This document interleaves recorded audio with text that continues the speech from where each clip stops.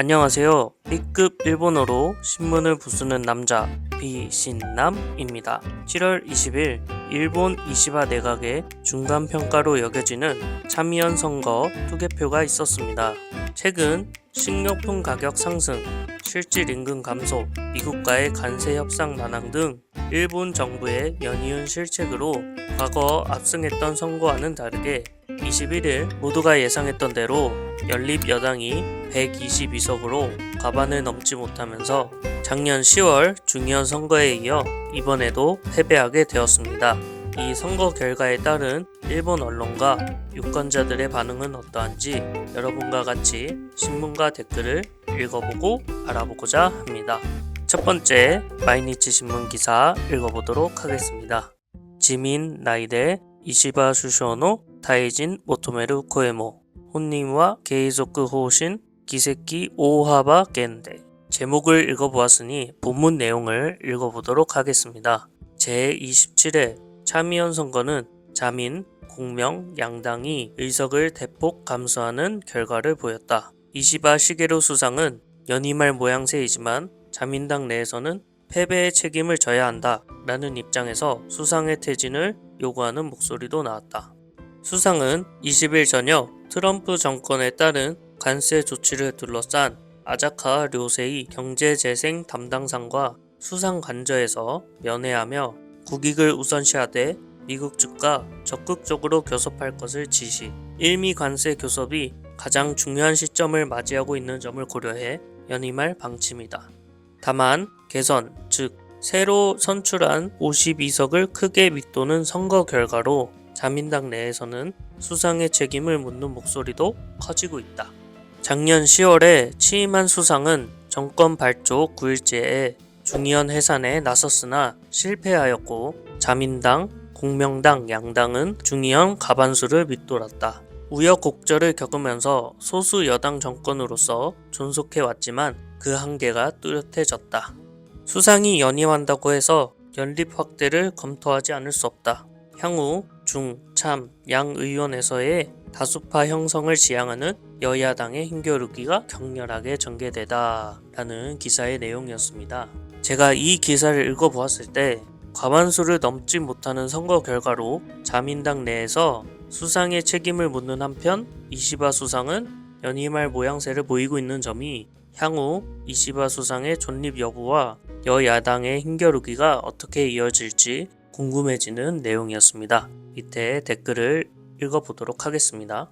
첫 번째 댓글입니다. 이시바는 연임하려고 하는 것 같은데 자민, 공명당의 과반수 이하는 확실해지고 자민당의 정권 운영은 매우 어려워졌다. 그리고 내부의 자민당에서도 퇴진론이 나오고 있고 야당도 맹렬히 반발해 오겠지. 국민 신용도 제로, 사임에 몰리는 것은 시간 문제네.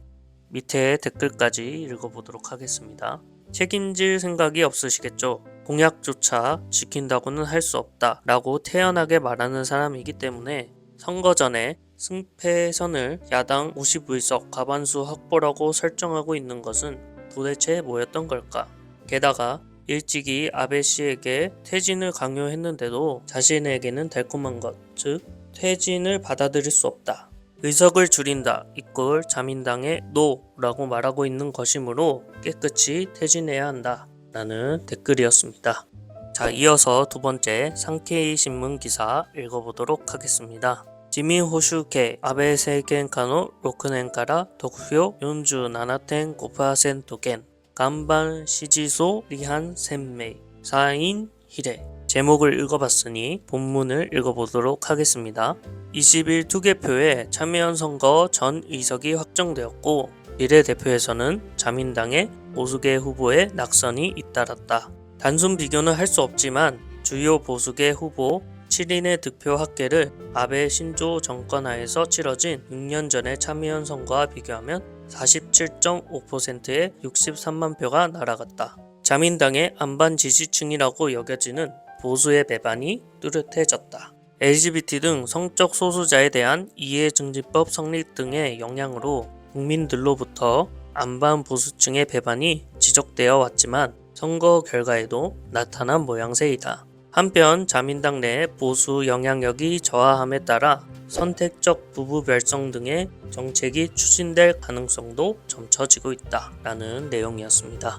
이 기사를 읽었을 때 아베 정권 때 보수 세력, 즉 안반 지지층이 이번 선거를 통해 많이 떠나갔고 보수의 영향력이 저함에 따라 성소수자 관련 정책이 추진될 가능성을 시사하는 내용이었던 것 같습니다. 밑에 댓글 읽어보도록 하겠습니다.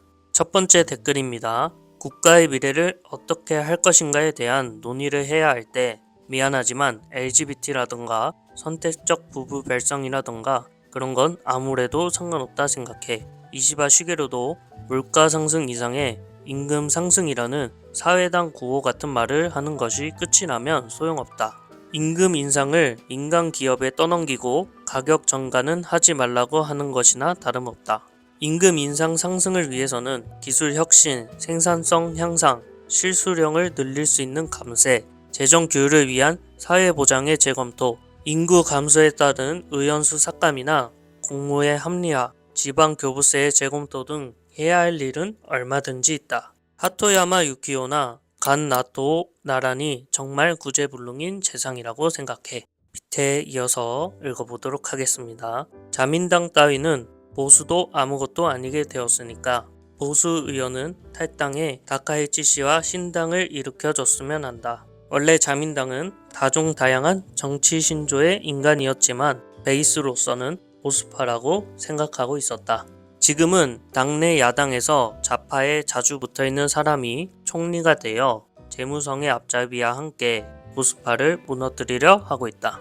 신당을 만들면 너난 보수파 지지층도 어느 정도 돌아올 거라 생각해. 그래서 입헌민주당의 좌파를 제외한 보수 연립 정권을 목표로 해주었으면 합니다. 라는 댓글이었습니다. 자, 이어서 세 번째 교도통신 기사 읽어보도록 하겠습니다.日韓関係への影響懸念韓国参政党にも注目. 본문을 읽어보도록 하겠습니다. 참여연 선거에서의 자민 공명당이 대패를 당해 한국 미디어는 한일 관계에 미칠 영향을 우려하고 있다. 이시바 시게루는 한국에서 친한파라는 이미지가 있어 퇴진할 경우 양국 관계가 악화될 가능성을 전했다. 약진한 참정당에도 주목했다.